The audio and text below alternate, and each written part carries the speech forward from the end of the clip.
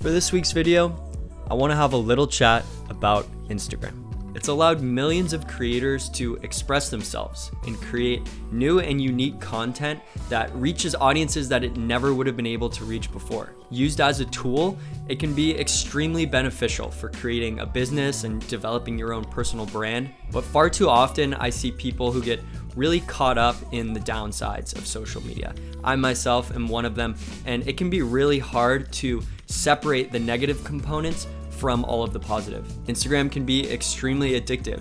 Even in my own experience, I find myself going on to check one thing and then end up spending a half hour just mindlessly scrolling through my feed. It's no secret that you get a dopamine rush to your brain every time you get a new notification, and that just keeps you coming back to the platform for more. You're also exposing yourself to scrutiny from a lot of people. In the past, we would really only be exposed to the people within our direct community, the people we interacted with every day.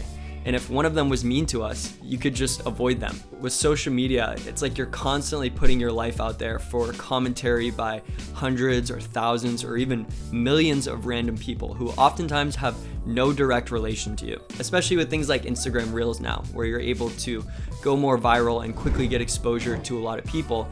If you're not used to that, then any sort of negative comments that are coming in are going to be extremely hurtful. If you're constantly scrolling through your feed and exposing yourself to the highlight reels of other people's lives, your brain's not used to getting that much constant stimulation, and it can lead to things like anxiety and depression. Lastly, spending a lot of time on social media can just take up a huge amount of time and keep you from pursuing the actual goals in your life that are going to bring you real happiness. Don't worry, I don't want to spend this whole video talking about the negative aspects of social media. Like I said when I started off, there's a lot of really great things that you can utilize it for, and I want to give you some tips on how you can best do that. One of the things that I've done in order to help myself utilize Instagram in a more beneficial way is set app limits on my phone. You can set time limits in your settings for any of your apps. And what this will do is once your time's up for the day, it'll notify you and it'll gray out the app. If you go back and try to open it, it will just remind you that you've already utilized your allotted time for the day and might want to do something else.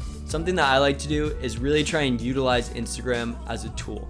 Instead of just mindlessly scrolling through your feed, try and set goals that you want to achieve while you're using the app.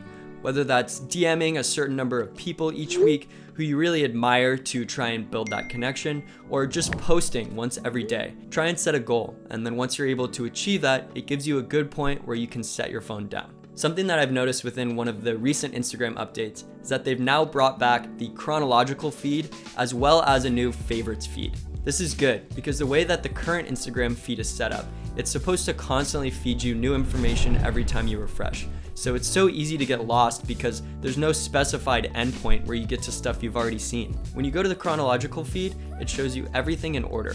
So that way the new content's at the top and you'll reach a natural point where you get to content that you've already seen before. The favorites feed is also amazing because you can go on and add all of your friends or anyone who you admire, and it'll just show you their content on that specified feed. I like to add all the people who I want to consistently engage with onto my favorites feed, whether that's my friends, my family, or just people I admire. If you've already updated the app, all you need to do to access these is go to the top left of the app where the big Instagram logo is, tap on it, and you'll see both the following and the favorites feed.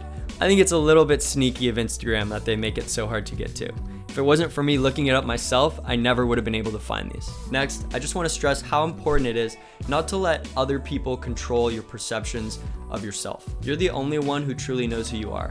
And oftentimes, the people who say the meanest things on social media don't even know you at all. People often use criticizing others as a way to distract from the problems that they're facing in their own lives. And just because somebody says something about you on social media doesn't mean that it's true. Be confident in your vision and in yourself, and do the things that you want to do regardless of what other people say. Lastly, use Instagram as a way to follow and interact with people who really inspire you. There's thousands of accounts out there who post content that will help you become a better version of yourself. So focus on those instead of the ones that are just constant chatter. Whether you're looking to be inspired, push the limits of your creativity, or even just need a laugh, find the accounts who are able to offer you that and prioritize those. I think it's so important that this is something that's openly discussed, and we're taking steps to mitigate anxiety and depression and all of the negative aspects of social media. I'm not perfect here either, and this is something that I try every day to be better about so that I can maximize my time in the ways that are going to be most beneficial to me.